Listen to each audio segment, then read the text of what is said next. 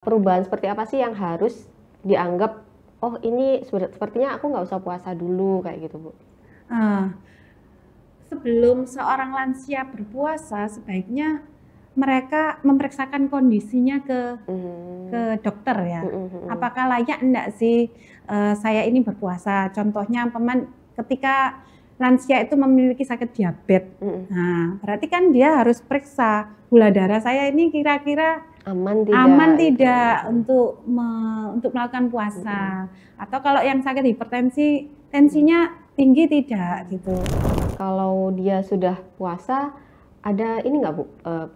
Kalau orang lansia kan ada tips-tips khusus nih untuk menjaga kesehatannya. Mungkin dia karbohidratnya diganti yang kompleks, tidak nasi putih biasa. Meskipun dengan kondisi kesehatan yang biasa, apa seperti itu lebih meningkatkan performanya nantinya? Kalau secara makanan, zat gizi, karbohidrat, saya kira sama saja sama orang dewasa ya, kebutuhan harian kita. Cuma yang perlu diperhatikan adalah kebutuhan minum. Memang cairan tubuh itu harus cukup lansia. Kemudian harus tetap beraktivitas.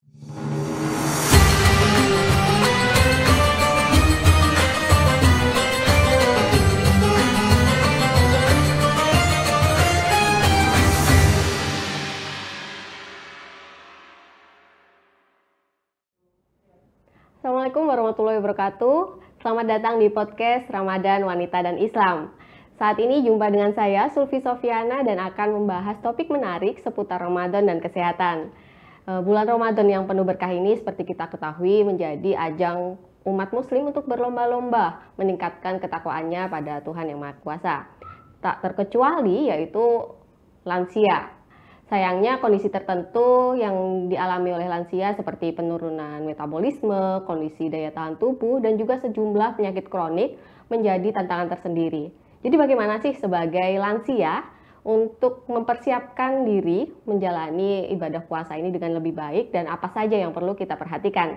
Saat ini kita sudah mendatangkan narasumber spesial yaitu Ibu Siti Aisyah, sarjana keperawatan, nurse, magister kesehatan yang merupakan dosen di Universitas Muhammadiyah Surabaya. Dosen ini, Bu Siti ini juga merupakan ahli di bidang lansia ya Bu ya? Apa tadi Bu sebutannya? Keperawatan gerontik. Keperawatan gerontik nih.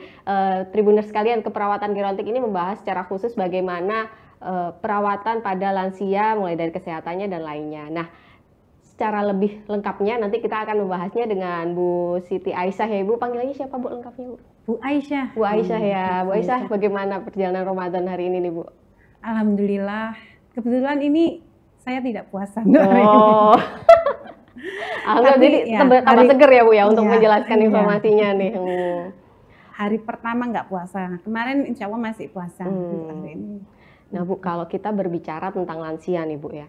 Kondisinya kan memang sudah berbeda dengan kita yang mungkin di usia produktif atau mungkin remaja begitu ya Bu ya. Apa sih Bu yang harus diperhatikan oleh lansia dalam mempersiapkan diri untuk puasa?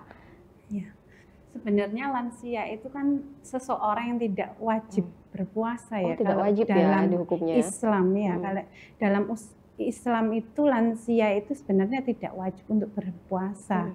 Terutama lansia yang tidak sehat secara fisik itu tidak memiliki kewajiban untuk puasa karena bisa digantikan oleh fidyah namanya ya.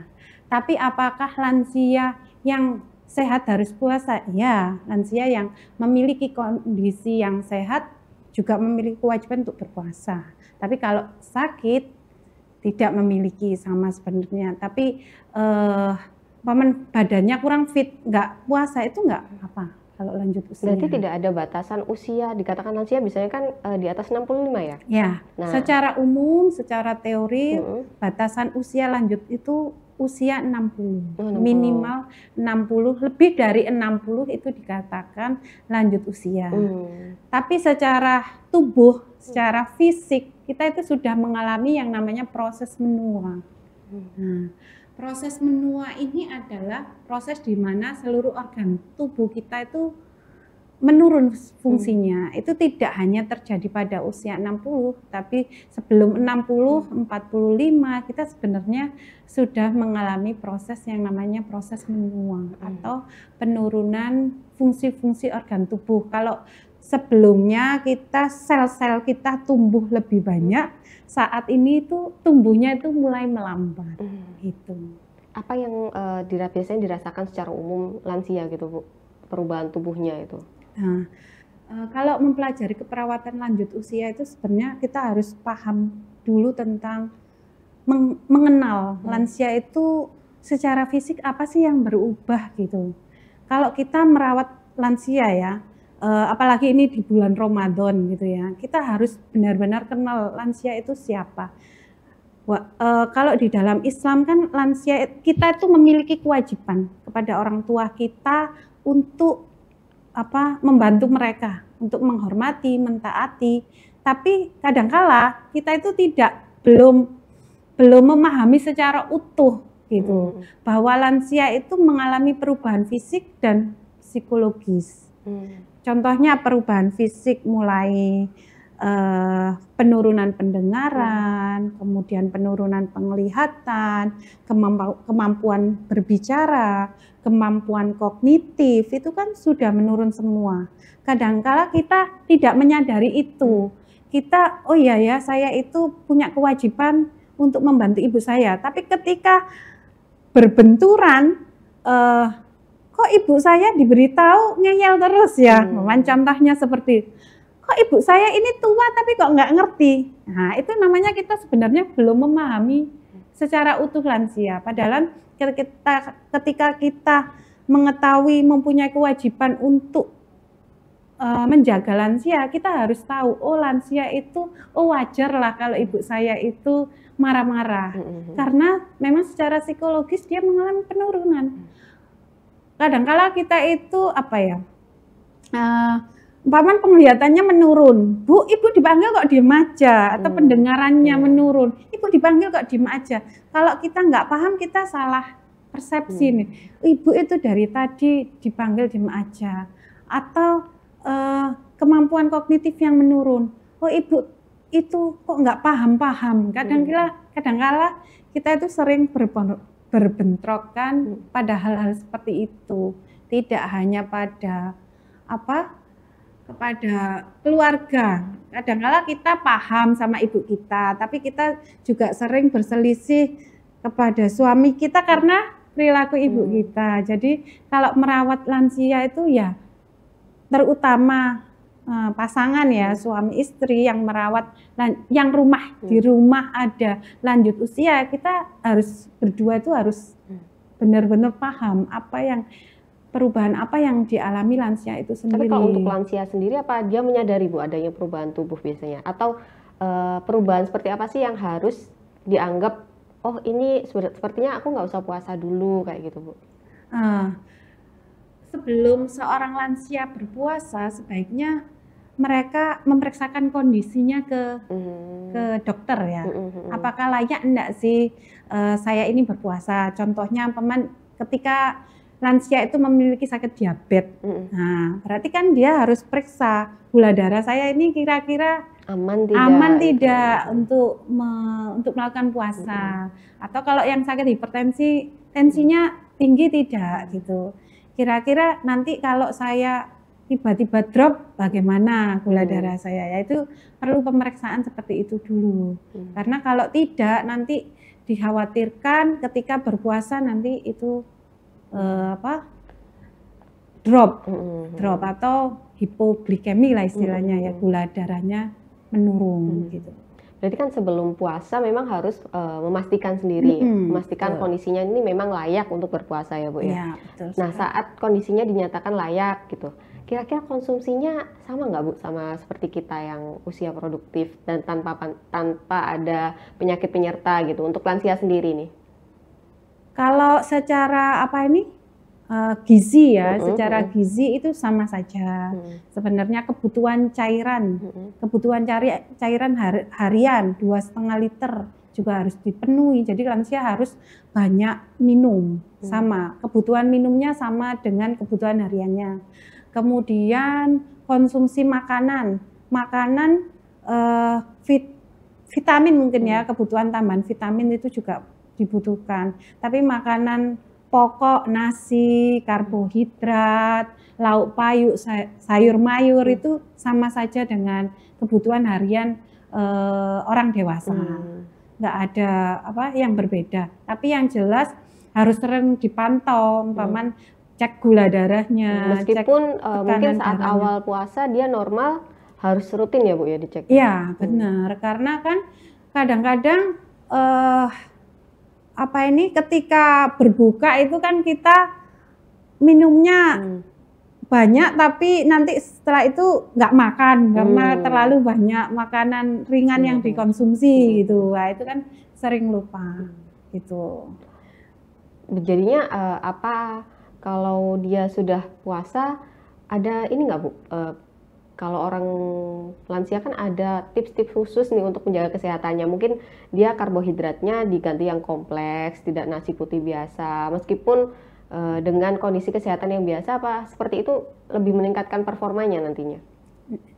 Kalau secara makanan, zat gizi, karbohidrat, saya kira sama saja sama orang dewasa ya, kebutuhan harian kita. Cuma yang perlu diperhatikan adalah kebutuhan minum. Memang cairan tubuh itu harus cukup lansia.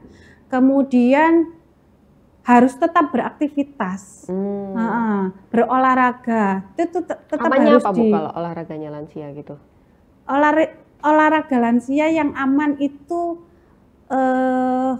kegiatan di sekitar rumah itu sebenarnya, terus kemudian latihan fisik yang tidak menghentak-hentak istilahnya. Kalau latihan fisik ringan mungkin menggerakkan tangan, menggerakkan kaki. Istilahnya kalau kita range of motion ya. Jadi pergerakan ekstremitas kita itu tetap dilakukan latihannya itu. Ini biasanya di pas lansia biasanya diajarkan juga nggak Bu? Yang di kita ajarkan. Kita bagaimana tubuh kita tetap tegak, mengaktifkan otot. Ya, gitu. Tetap tegak. Kemudian latihan range of motion tadi itu kita ajarkan kepada lansia. Terus ketika latihan itu tetap harus ada pemanasan, inti dan pendinginan. Cuma aerobik juga boleh, latihan aerobik, tapi aerobiknya yang lebih low impact, nggak ada tekanan yang kayak lari-lari, justru itu nggak bagus. Jalan kaki ya jalan saja, nggak perlu berlari. Karena kemampuan jantung lansia itu jauh berbeda dengan kita, jadi nggak diperbolehkan untuk berlari. Ya mungkin jalan kaki atau jalan cepat masih diperbolehkan, tapi kalau berlari tidak diperbolehkan. Mungkin usia saya saja ya, kalau saya lari itu sudah kecepatan denyut nadi saya itu sudah sudah terasa sekali. Berbeda dengan usia sebelum 40 tahun tuh sudah saya rasakan sendiri perbedaannya. Jadi memang olahraga yang sifatnya terlalu berat itu memang tidak diperbolehkan. Nah, kalau ngomongin terhidrasi tadi itu kira-kira yang dikonsumsi itu air putih saja atau bisa pakai air perasa atau jus atau gimana Bu kalau buat lansia gitu? Boleh, air putih, jus boleh, tapi kadar gulanya diperhatikan. Terutama lansia-lansia yang memiliki diabetes gitu. Itu harus diperhatikan kadar, nggak boleh berlebihan lah manisnya itu. Boleh sih minum manis, tapi ya kalau nggak punya diabetes aman, tapi tetap gampang naik gitu nggak sih Bu? Iya, tetap gampang naik kalau kita mengkonsumsi gula secara berlebihan buat lansia. Jadi memang lansia itu makanan kandungan garam tinggi juga tidak diperbolehkan ya untuk lansia hipertensi. Tentunya makanan yang sering salah konsumsi orang-orang lansia ini biasanya apa? Kalau Ramadan gini kan kita suka konsumsi gorengan ya. Nah itu kan juga Kalau bisa Kalau gorengannya berarti beli- diganti apa, Bu? Hah? Gorengannya diganti apa dong kalau gitu? Buat Boleh takjil? snack yang kayak kue-kue itu kan diperkenankan ya. Kue yang kayak rendah Apa- kalori seperti itu, Iya, rendah tidak gula. tidak apa yang dikukus maksud saya. Oh, oke. Kue-kue yang dikukus buat sendiri itu kan gula darah Kandungan kadar heeh. gulanya juga kan sudah diukur ya. Mm-mm. Kalau beli ya mungkin separuhnya gitu, nggak dimakan semuanya. Dengar ya Bapak Ibu Tribuners, gorengannya dikurangi nih. Itu kadang khilaf deh gorengan sama es sirup ini Bu. Ya Aduh. memang enak ya. Iya bener, paling gampang juga di mana-mana. Iya. Kalau memang di rumah belum bikin, aduh di luar aja lah es banyak. Tapi kalau gitu. kue-kue basah selain gorengan saya kira ada ya. Kayak kue Ya, kukus, ya, kemudian kue- pisang ya Bu Ya, biasanya. roti pisang kan. Polo juga. pendem berarti memang ideal ya buat ini ya. Iya, buat buat lansia lansia. ya. Cuma kurang menarik. Tapi ya mungkin yang dianjurkan. Tapi lansia-lansia saat ini sudah mulai banyak memiliki kesadaran ya untuk mengkonsumsi makanan-makanan yang seperti tradisional itu ya. Kembali ke Wajar, ya. tradisional. Yang Nogosari, pasti dikurangi, gitu lemak-lemak kan. juga dikurangin ya Bu ya. Ya.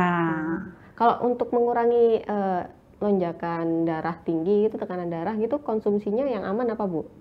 Kalau darah tinggi itu kan berkaitan dengan konsumsi garam ya. Ya, oh, Konsumsi oke. garam. Jadi kalau gorengan itu garamnya lumayan. Garam micin itu ya Bu ya. Iya, lumayan. Sebaiknya aman masak sendiri sih. Hmm. Kan kalau sayur mayur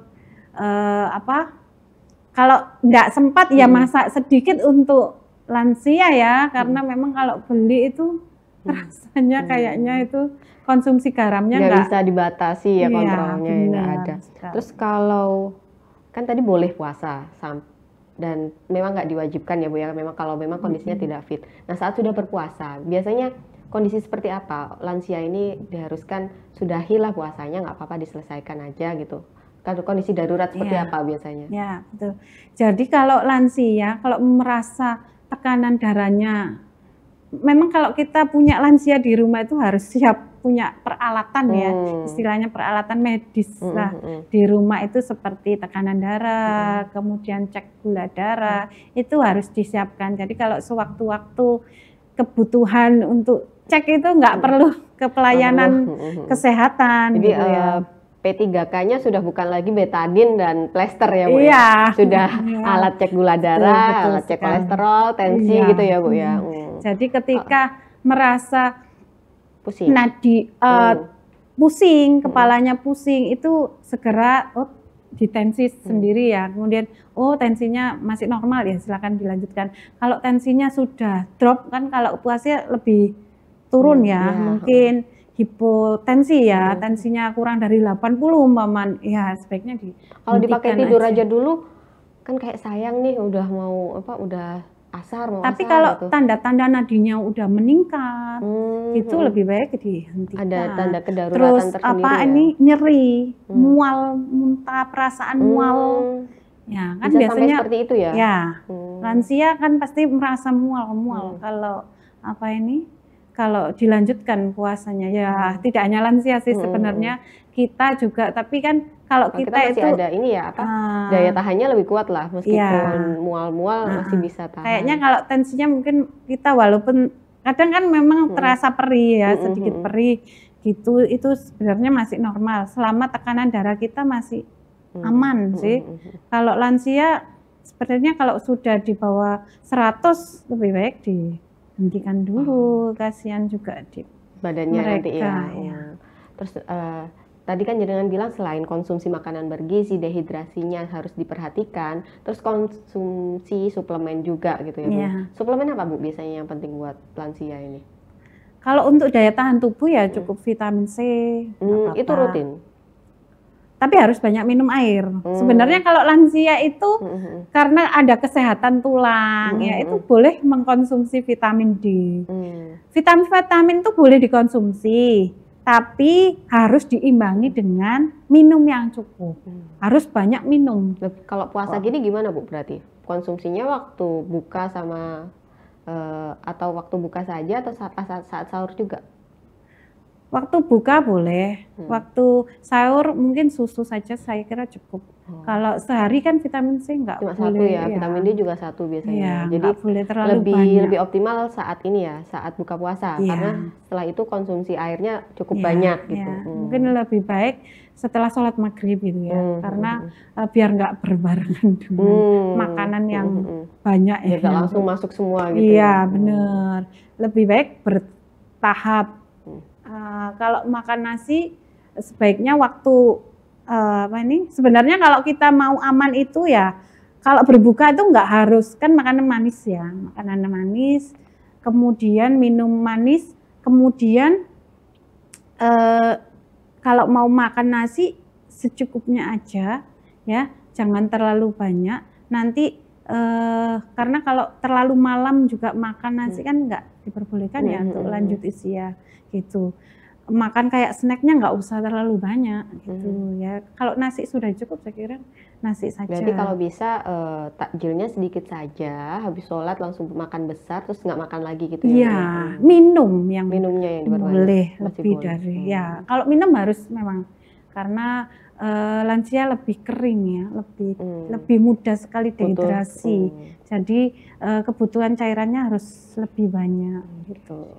Terus kalau mau olahraga, aktivitas baiknya mungkin di malam hari atau saat menjelang berbuka. Jadi latihan fisiknya tidak saat berpuasa. Tidak menguras waktu ya, yang masih panjang gitu ya? Iya, nanti kasihan, kelelahan. Jadi lebih baik olahraga kan harus, lansia itu harus olahraga. Kalau masih muda nggak olahraga itu masih aman. Masih aman dalam artian pergerakan tubuhnya itu masih nyaman. Tapi kalau kita sudah usia di atas 45, itu kalau nggak olahraga itu namanya tulang itu terasa kaku sekali, Mbak. Jadi saat setiap hari kan lansia itu 10 menit, minimal 10 menit harus berolahraga. Kalau dulu dialihkan di pagi hari, sekarang dialihkan waktu ngabuburit ya Bu ya. Ya, sambil sama anak cucu gitu, sambil nyari takjil menjelang buka puasa dan malam hari mungkin habis taraweh disempatkan mau istirahat itu berolahraga dulu. Itu yang baik untuk lansia. Bu, kalau untuk menjaga mentalnya lansia sendiri bagaimana Bu? Selama puasa ini biar dia nggak stres gitu. Ya benar sekali. Puasa itu sudah banyak penelitian ya. Sebenarnya puasa itu memiliki manfaat yang sangat besar. Ada beberapa penelitian untuk lanjut usia tentang manfaat puasa bagi lanjut usia itu ternyata secara psikologis manfaat puasa itu jauh lebih besar. Jauh lebih besar, bahkan mencapai 78% lansia yang menjadi responden itu menyatakan merasakan manfaat puasa dan mampu menurunkan tingkat emosi mereka gitu ya. Karena saat ini itu kalau saya pribadi melihat itu justru lansia itu lebih bersemangat gitu ya untuk menjalankan ibadah taraweh gitu ya. Kalau saya lihat di masjid-masjid itu kok lebih banyak lansianya ketimbang anak mudanya. Artinya apa?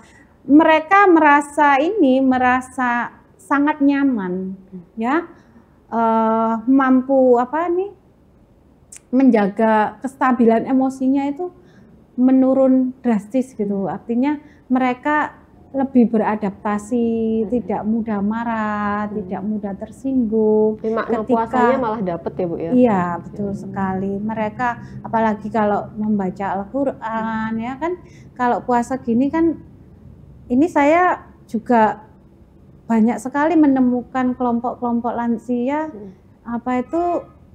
bertadarus ya di masjid-masjid itu. Kalau dulu saya lebih banyak menemukan kelompok remaja bertadarus ya. Tapi sekarang itu nggak tahu ini apa fenomenanya ya. Tapi saya justru malah lebih banyak kesadarannya di lansia ya. Iya, lansia yang lebih menikmati momen-momen puasa gitu, momen-momen sholat tarawih gitu. Jadi benar sekali kalau penelitian itu menunjukkan bahwa mereka lebih nyaman, lebih tidak mudah emosi ketika berpuasa karena mereka aktivitasnya ya kalau nganggur mengaji gitu ya.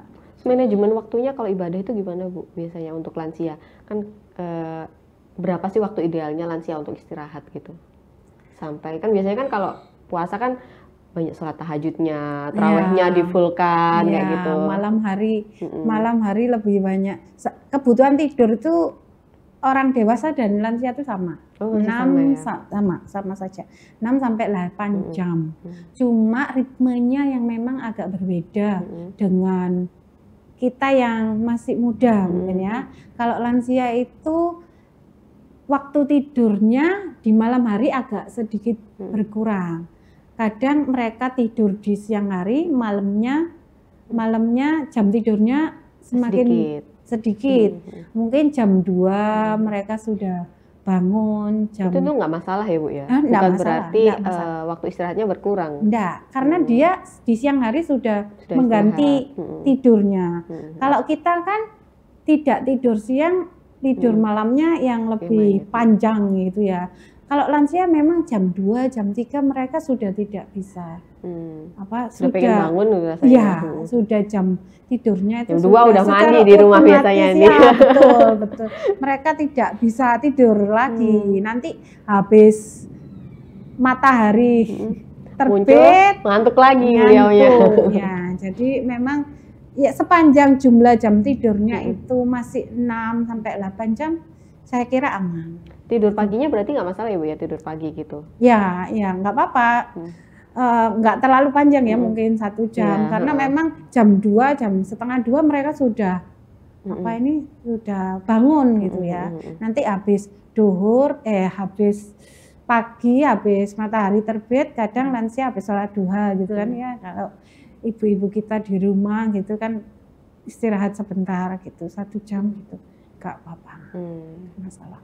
Jadi cukup membuka pandangan saya nih, kalau lansia itu memang ada yang berbeda dari segi istirahat, konsumsinya sebenarnya sama semua ya Bu ya, tapi pembagian waktunya akhirnya berbeda. Iya, yang berbeda pembagian waktunya. Kalau lansia memang sedikit bangun lebih awal dari kita, karena memang nggak bisa tidur lagi mereka. Kalau kita kan 12 jam nih di luar, terus nanti malamnya tidur. Kalau lansia kan selama 12 jam di rumah dia juga ada waktu tidurnya, jadi nggak masalah sebenarnya kalau tidurnya sebentar-sebentar waktu malam ya Bu ya. Jadi, kemudian pengaturan waktu, manajemen waktu makannya juga harus diperhatikan ya Bu ya. Benar, kalau saat Ramadan tentunya tadi sudah saya jelaskan ya, kalau makan, kalau hari biasa memang kan sebelum jam 5, sebelum jam 7 malam itu sebaiknya lansia tidak makan lagi, ya. Konsumsi nasi, kalau mau makan buah boleh, buah saja. Tapi kalau makan nasi sebaiknya sudah dihindari. Tapi kalau saat puasa ini masih aman lah ya, karena mengganti jam yang kebutuhan energi yang paginya tadi. Iya, masih aman.